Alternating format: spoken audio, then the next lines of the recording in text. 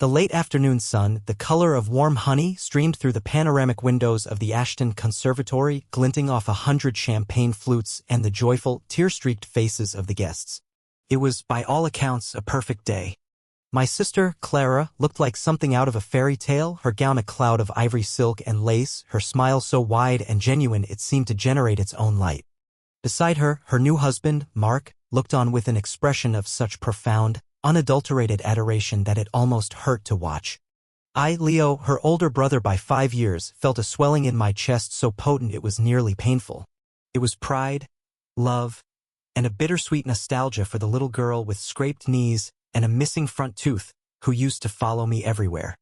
Now she was a woman starting a new life, and everything was exactly as it should be. Our parents, Richard and Helen, were the perfect hosts. My mother, elegant in a dusty rose dress, moved through the crowd with an easy grace, her laughter a soft melody that wove through the din of celebration. My father, Richard, was a pillar of quiet strength. He delivered a toast that was the perfect blend of humor and heartfelt emotion, earning a standing ovation and leaving not a dry eye in the house. He spoke of Clara's birth as the day his world gained its brightest star, and of me as her steadfast, protective constellation. We were his universe, he'd said, his hand resting on my shoulder. The Ashton family, complete and brilliant. I believed him. I believed every word. My entire life had been built upon the bedrock of that belief, the unshakable foundation of our family. The party transitioned from the formal ceremony to the boisterous reception. The band struck up a lively tune, and the dance floor filled with a swirling kaleidoscope of color and movement. I shared a dance with Clara, spinning her around as we laughed, her head thrown back, just like when we were kids dancing in the living room. I danced with my mother, who told me how handsome I looked and how proud she was of the man I'd become. I clapped Mark on the back and welcomed him to the family, the words feeling solid and true on my tongue. It was during a lull as the band took a break and guests flocked to the dessert bar that the first discordant note was struck. I saw my father standing alone by the French doors that led out to the manicured gardens. He was staring out at the fading light, a tumbler of whiskey, nearly full, held loosely in his hand. His shoulders, usually so broad and confident, were slumped. The jovial mask of the father of the bride had slipped, revealing a man who looked weary, almost haunted. I excused myself from a conversation with an aunt and made my way over to him. "Everything all right, Dad?" I asked, my voice light. "Don't tell me the open bar is running dry already." He didn't turn around immediately. He took a slow sip of his whiskey, the ice clinking softly against the glass. "Leo," he said, his voice gravelly, lower than usual. "Come outside with me for a moment." It wasn't a request. The tone was flat, heavy with an unspoken command that prickled the hairs on my arms. A knot of unease began to form in my stomach, a cold counterpoint to the warmth of the champagne. We stepped out into the evening air, fragrant with the scent of roses and damp earth. The distant sound of laughter and music from the conservatory felt a world away. We walked a few paces down a stone path, stopping beside a marble bench under the sprawling branches of an old oak tree. He still hadn't looked at me. His gaze was fixed on some distant point in the darkening garden. "Your sister is happy," he stated. It wasn't a question. "Happier than I've ever seen her," I agreed, my unease growing. "You and Mom threw her the wedding of her dreams." "Everything's perfect." "Perfect," he echoed, the word tasting like ash in his mouth. He drained his whiskey in one long swallow, the sound of his throat working audible in the quiet. He set the empty glass on the bench with a heavy thud. "A perfect lie." My heart began to beat a little faster. "What are you talking about? Dad, are you feeling okay? You've had a bit to drink." "I'm not drunk enough for this," he muttered, finally turning to face me. And in his eyes, I saw it. An agony so profound, so raw, it stole the air from my lungs. This wasn't the fatigue of a long day. This was the chasm of a long life. "I can't do it anymore, Leo. I can't keep pretending." "Not today. Seeing you all here? Seeing you stand up there, looking like you belong." "Belong?" The word came out as a strangled whisper. "Dad, what are you saying?" "Of course I belong." He let out a short, harsh laugh that was devoid of any humor. It was the sound of something breaking. He leaned in closer, his voice dropping to a conspiratorial, venomous whisper that would forever be seared into my memory. The world seemed to narrow to the space between us, the scent of whiskey and his bitter confession. On my sister's wedding day, my father pulled me aside and whispered something that destroyed me. Those weren't just words. They were the prelude to the demolition of my world. His next sentence was the charge that brought it all down. "You're not my son, Leo." The sound from the party seemed to vanish. The air thickened, becoming heavy and unbreathable. I could feel the blood drain from my face, a cold tide receding, leaving me numb and hollow. The 4 words hung in the space between us, monstrous and unbelievable. "What?" I managed, my own voice sounding alien, distant. "You heard me," he said, his eyes boring into mine, filled not with the anger I might have expected, but with a desolate, bottomless sorrow. "Your mother. Before we were married, there was someone else. She came back to me. She was pregnant. I loved her. I wanted to believe it was a mistake, a blip, that we could move past it. So I made a choice. I chose to raise you as my own, to give you my name, to be your father." My mind was a maelstrom of white noise. I was trying to process the information, but it was like trying to catch smoke. My mother? The gentle, loving woman who baked my favorite cake for my birthday every year? My father? The man who taught me how to ride a bike, who held me when I had nightmares, who was the very definition of integrity and honor in my world. "No," I said, shaking my head, a desperate reflexive denial. "No. You're lying. You're drunk." "I wish I were," he rasped, his voice cracking. "God, Leo, I've wished that every day for 29 years. Every time you looked at me. Every time your mother looked at you. Every time I saw a flicker of him in your face." Him. The question was a reflex.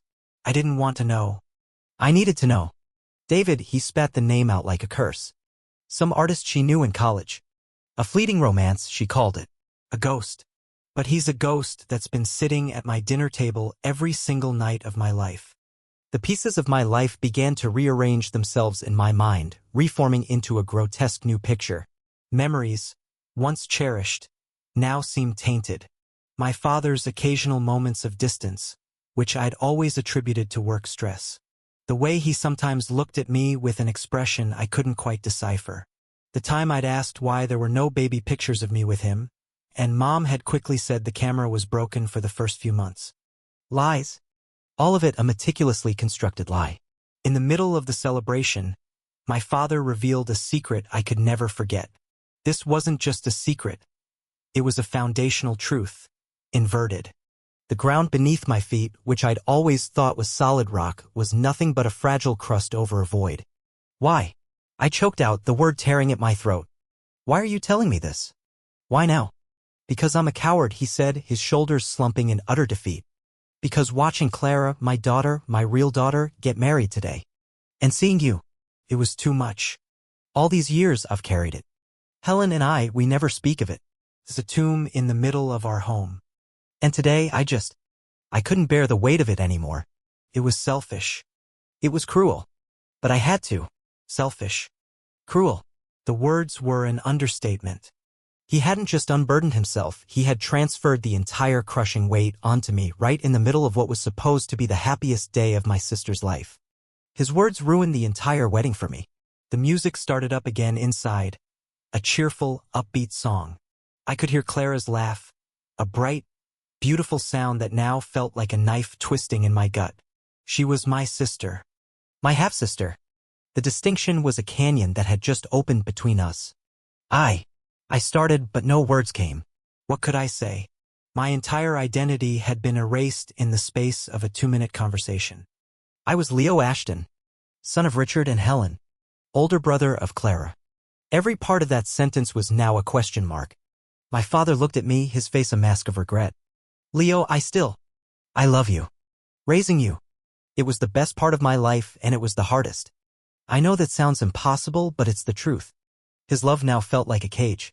A gilded cage I hadn't even known I was in. He hadn't loved me for who I was. He had loved me in spite of who I was. His love was a daily act of forgiveness for a sin that wasn't mine, a sin I hadn't even known existed. "I have to go back inside," he said, his voice regaining a sliver of its composure. He straightened his tie, a pathetic attempt to piece himself back together. "They'll be cutting the cake. Your mother will be looking for us." He turned and started walking back toward the light and the music, leaving me alone in the encroaching darkness. I stood there frozen, my body trembling. I looked down at my hands, at the suit I wore, at the polished shoes on my feet. It all felt like a costume. I was an actor in a play and I'd just been told the entire script was a lie. Somehow, my legs carried me back toward the conservatory. The warmth and noise hit me like a physical blow. The scene that had been so perfect just minutes before was now a nightmarish tableau. Every smiling face seemed like a mask. Every laugh sounded hollow and mocking. I saw my mother across the room, talking to Mark's parents. She glanced over and saw me, her face breaking into a radiant smile. It was the same smile she'd given me my whole life, a smile I had always taken as a sign of pure, unconditional love. Now I saw it as the smile of a brilliant liar, a woman who had orchestrated a decades-long deception with flawless execution. My stomach churned with a nauseating mix of betrayal and a pity so deep it felt like a sickness. All these years, she had lived with this secret, protecting it, protecting me, protecting him. What must that have cost her? Clara and Mark were now standing by the magnificent, 5-tiered wedding cake. The photographer was orchestrating the shot. "Leo, get in here," Clara called, waving me over. "Brother of the bride has to be in the cake-cutting photo." Her voice, so full of joy, was a torment. I moved toward her, my feet feeling like lead. I forced a smile onto my face, but it felt like a plaster mask that was cracking from the strain. I stood beside her, putting my arm around her shoulder as the camera flashed. The light was blinding. In that brief, brilliant moment of white, all I could see was my father's face in the dark, whispering those life-altering words. "You're not my son." The flash faded, and I was back in the room. Clara was feeding a piece of cake to Mark, laughing as he got frosting on his nose. My mother was watching, dabbing her eyes with a handkerchief. Richard was standing a few feet away, watching me. Our eyes met for a fraction of a second, and in his gaze I saw a plea for what? Forgiveness? Understanding? I felt nothing but a vast, cold emptiness. I had to get out. I couldn't breathe. The air was too thick with perfume, with laughter, with lies. I mumbled an excuse to a nearby cousin about needing some air, that I was feeling unwell. It wasn't a lie. I felt like I was going to be physically sick. I turned and walked, not ran, toward the exit, moving through the crowd like a ghost. No one seemed to notice my distress. They were all caught up in the perfect illusion we had so carefully crafted. I didn't stop until I was in the car park, the gravel crunching under my shoes. I fumbled for my keys, my hands shaking so badly I could barely fit the key in the lock. I slumped into the driver's seat and just sat there, the engine off, the silence of the car a deafening roar in my ears. The reflection in the rearview mirror was of a stranger. A man in a tailored suit with a haunted look in his eyes. Who was he? If Richard Ashton wasn't his father, then who was? Who was David? And who, in God's name, was I? My phone buzzed in my pocket. It was Clara. I ignored it. It buzzed again. My mother. I let it ring. A third time. Richard. I threw the phone onto the passenger seat as if it were on fire. I started the car, the engine's roar a welcome intrusion into the silence. I pulled out of the car park and drove away from the lights of the conservatory. Away from the music. Away from the life I thought was mine. I didn't know where I was going. I just knew I couldn't be there. I couldn't be Leo Ashton, the proud son and brother, for one more second. Because he didn't exist. He never had. He was a fiction, a ghost born from a secret, and he had just been exorcised on his sister's wedding day.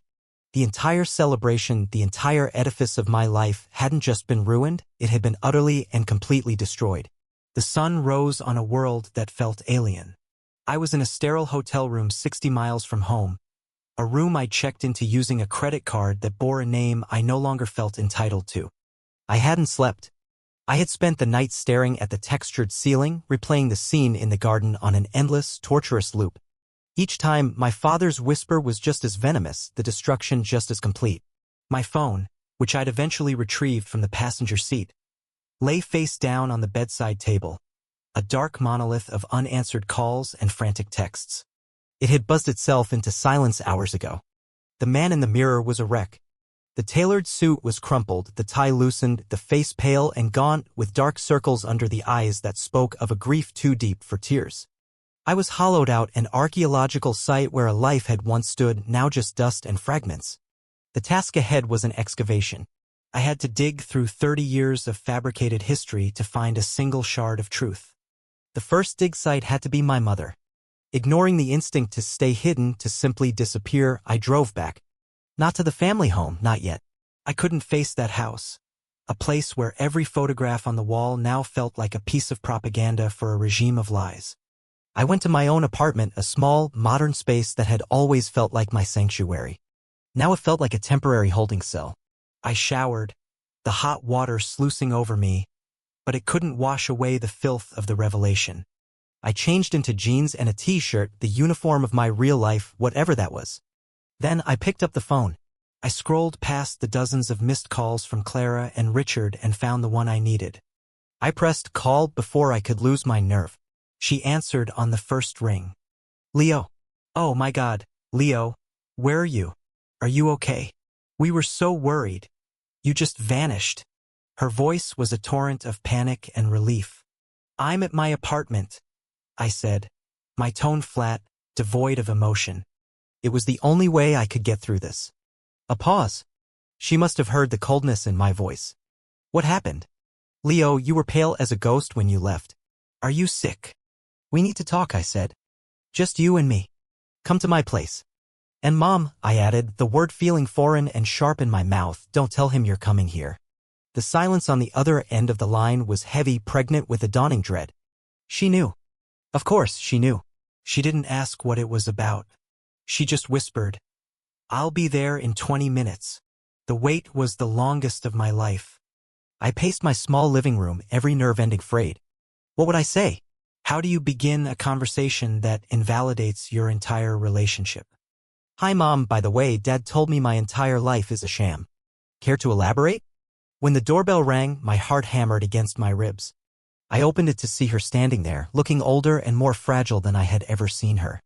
The elegant joy of the wedding had been replaced by a raw, naked fear. She clutched her purse to her chest like a shield. I stepped aside to let her in, and she walked past me into the center of the room, not daring to sit down. She looked at my face, searching for something, and whatever she saw there made her own face crumble. He told you, she whispered, her voice trembling. It wasn't a question. He did, I confirmed, my voice dangerously calm. In the garden. In the middle of Clara's wedding. He told me I'm not his son. A sob escaped her, a ragged, wounded sound she tried to stifle with her hand. Oh, Richard. That foolish, broken man? Not then. Why then? That was my question, I said, the cold calm beginning to fracture, letting the hot anger seep through. But I have a few more now. For you. Is it true? She couldn't meet my eyes. She just nodded, her gaze fixed on the floor. The nod was a physical blow.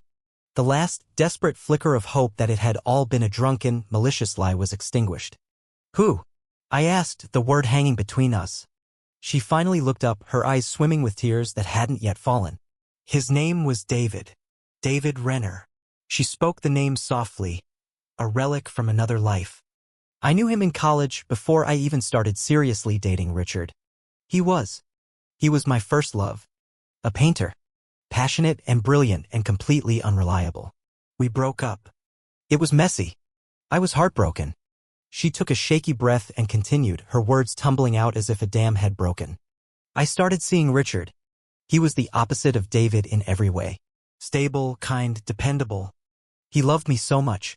I thought I could build a life with him, a safe life. A few months in, David came back. He said he'd made a mistake, that he couldn't live without me. I was weak.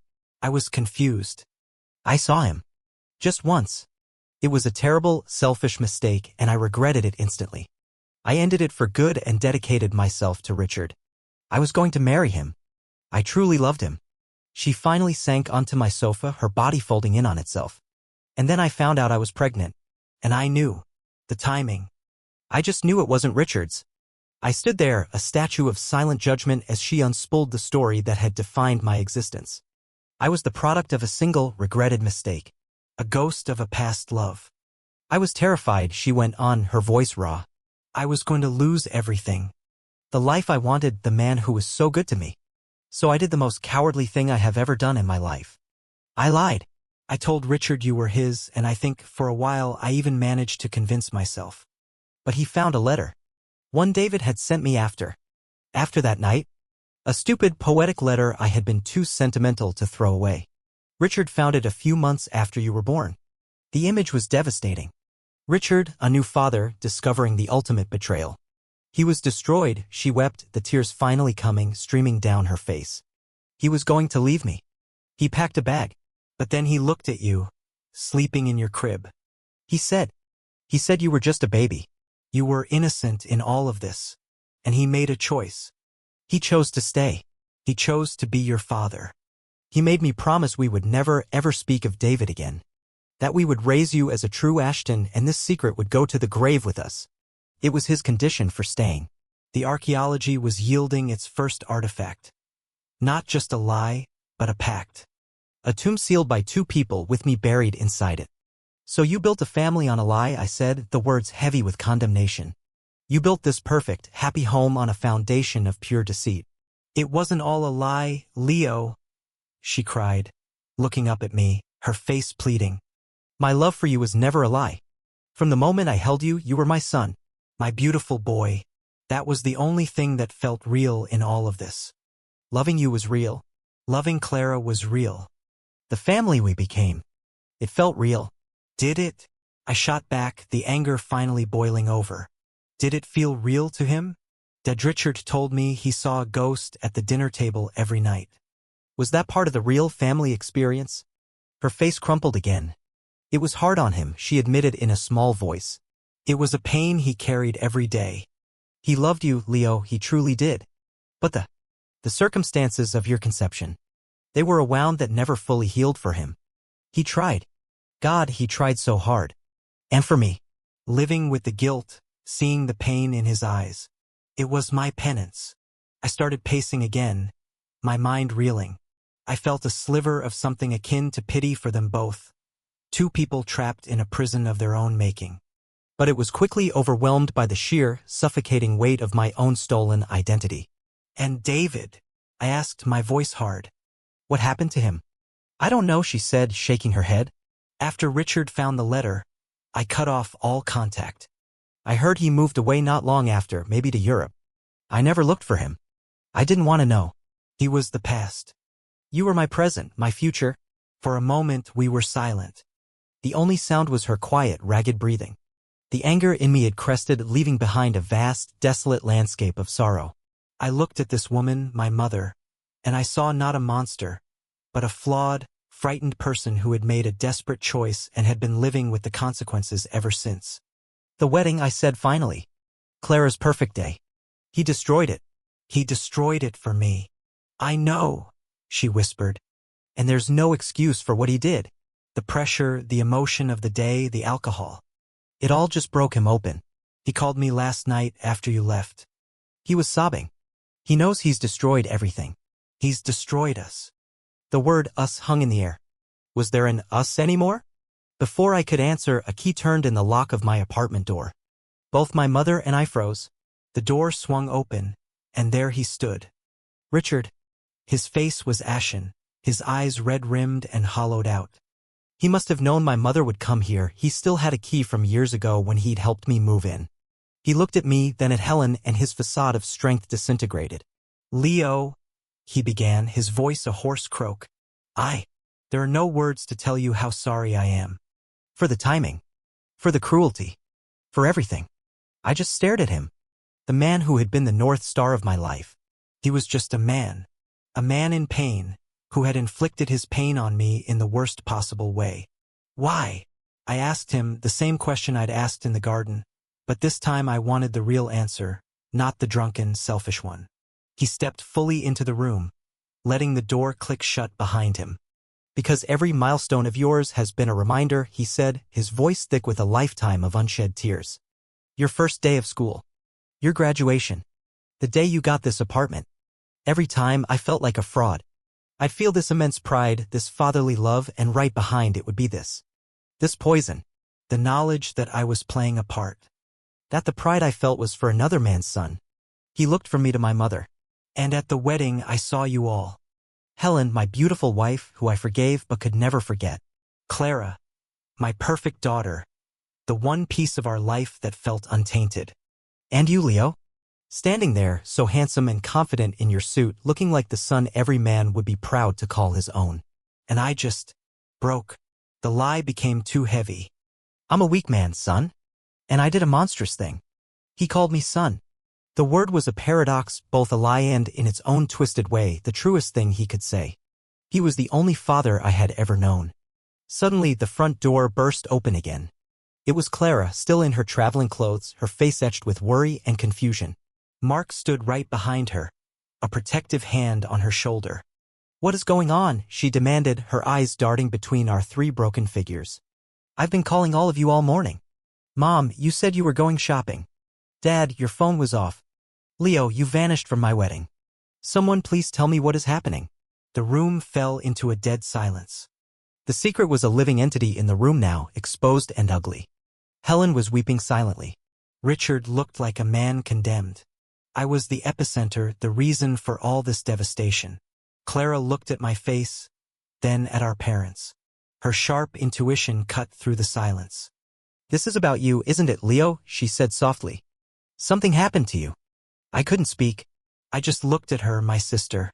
My half-sister. And in that moment, the biology didn't matter. The love I felt for her was absolute, one of the few things that hadn't been shattered. Richard took a shaky breath.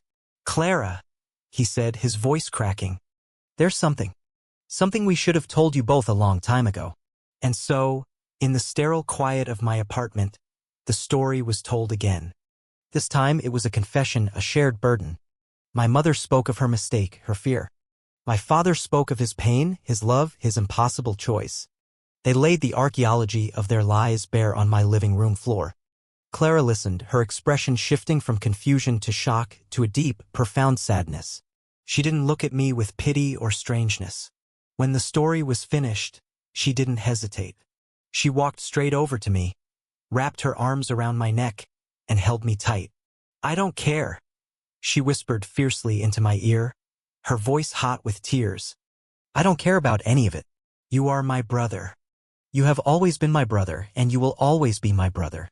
Do you hear me, Leo? Nothing changes that." Her unconditional acceptance was an anchor in the storm. I held on to her, my own tears finally coming, hot and cleansing. For the first time in 24 hours, I felt a flicker of something other than despair. When we finally pulled apart, the four of us stood in a broken circle. The secret was out. The damage was done. The perfect family portrait was shattered, the pieces scattered on the floor. There would be no easy forgiveness. There would be no return to the way things were. The trust was broken, perhaps irreparably. I looked at Richard and Helen, not as my parents in that moment, but as two deeply flawed people who had made a choice that had now come due. I didn't know if I could ever truly forgive them. I didn't know who I was supposed to be now. The search for David was a question for another day, a journey I wasn't ready for. But as I looked at Clara's tear-streaked, resolute face, I knew one thing for sure. The path forward was shrouded in fog, uncertain and treacherous. But I wouldn't be walking it entirely alone. The gilded cage had been destroyed, but perhaps, from the wreckage, something truer, something more honest, could eventually be built. It wouldn't be perfect, but it might, one day, be real.